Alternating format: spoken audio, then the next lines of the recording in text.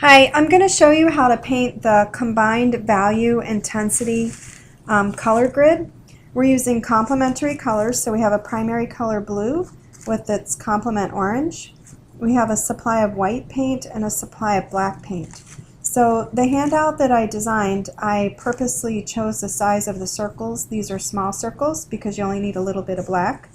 These circles increase in size because you should increase the amount of the secondary color you have. These decrease in size, decrease the amount of the primary color you have, and these are all the same. You need a pretty good amount of white to finish this. The color pairs you can choose from are red and green, yellow plus purple, and blue plus orange.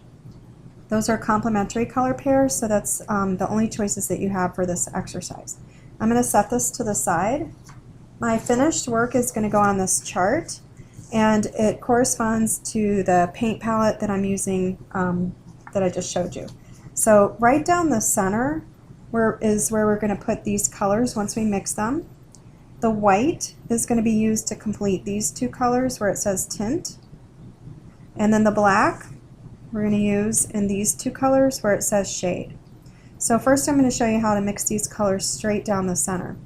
The first one just stays plain by itself. It's just plain blue. The second one we want to use the orange, which is the complement, to make the blue look a little less bright. So we're going to just take some on the brush and mix it in. And I can use my whole supply of blue because I want a pretty good amount of this dull blue that I'm going to be making. And I can tell it changed. I don't know if it picks up very well on the camera.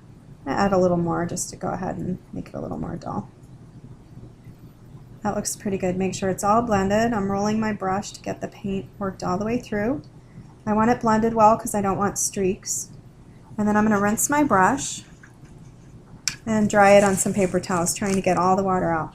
This one I want to do a little bit closer to a half and half mixture.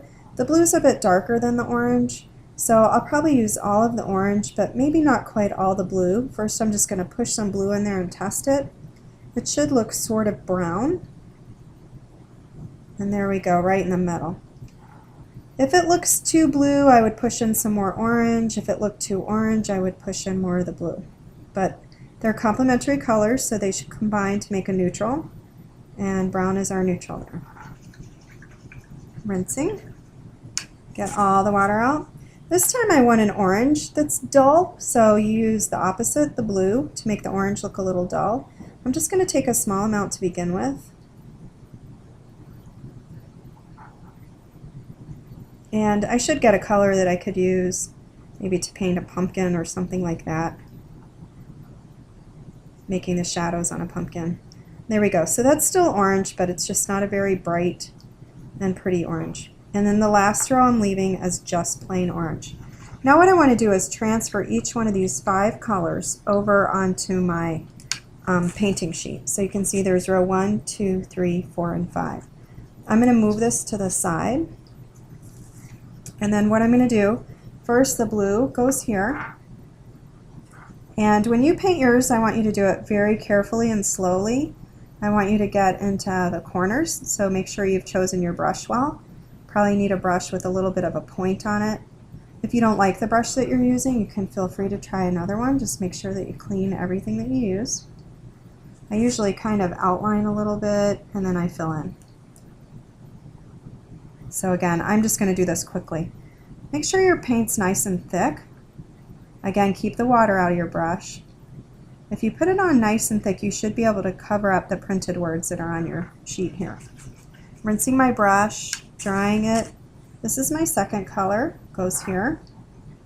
So again, I'm going to paint fairly quickly. You can tell it's a little bit more dull than that first one. The first blue is nice and bright. This blue is a little bit more dull. It's still a pretty color. Get a little more.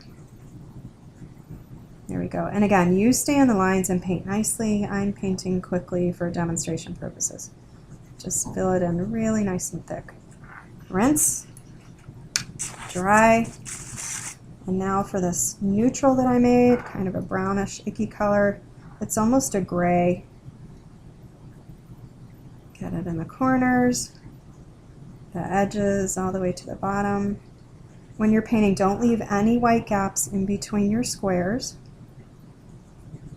I'm going to smooth it out, make sure it's nice and thick, and rinse my brush, dry it, and go on to my dull orange. Now when you mix your colors, you may not get the exact same colors that I get. That's okay. It's because you may use your paint a little differently from me. We can have lots of different versions of these colors in here. Your orange at this stage may be a little brighter than the one that I've made, and that's fine. What you want to look for as you finish is to see if your paints look like they go in sequence. So we should see a change from this nice bright blue getting dull, more neutral, and then shifting over into the orange. It should look like they go together.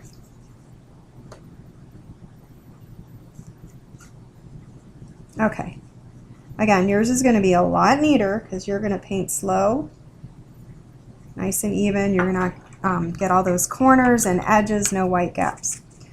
All right, the next thing I'm going to do is work on these two columns here. I want to paint this one first and then that one. So they're numbered up here. I just did that column first. This was my second one, and this is my third one. To make this column, I'm going to take this color I had here and put it into my white, mix and paint, and then I'm going to do it a second time. I'm going to take a little bit more of that color, put it in the white, mix and paint here. So I'll show you how to mix the first one. I'm going to take a little bit of this blue and I'm going to mix it right in the white, and what I'll get is a nice light blue. Roll my brush to get all the paint out of there. I don't want it streaky when I put it on my painting. Roll, and I think that's ready. I'm going to roll it just to try to get it into a point. So that's going to go in this first one right there. So this goes here. I'm going to paint quick. You guys do it slow and neat. Okay, and then a second time. So I'm going to clean my brush. I'm going to take a little of that blue, put it back in that light blue, and I should get one that looks sort of in between those first two colors. I'm sort of working on the edge of this pile. I'm not using the whole thing. There, I think that'll do it. Roll, mix, get rid of the streaks, roll. There's my second one. Okay. And then you're going to continue and do that all the way down these two columns. So you're going to mix this once into white, a second time, once into white, a second time, once into white, second time, once, second. So I'm going to try to work quickly. Notice I'm just using my row 2 paints now. It should look slightly different than that one on the first row. Mix, roll, first box. Looks very similar, but when they dry, hopefully they'll just look slightly different. That should look a little grayer. And then I'm going to take a little bit from the side over here, and I see that I got some white into my supply. That can cause a problem later. I'll explain that when we get to it. Roll and mix. Second one.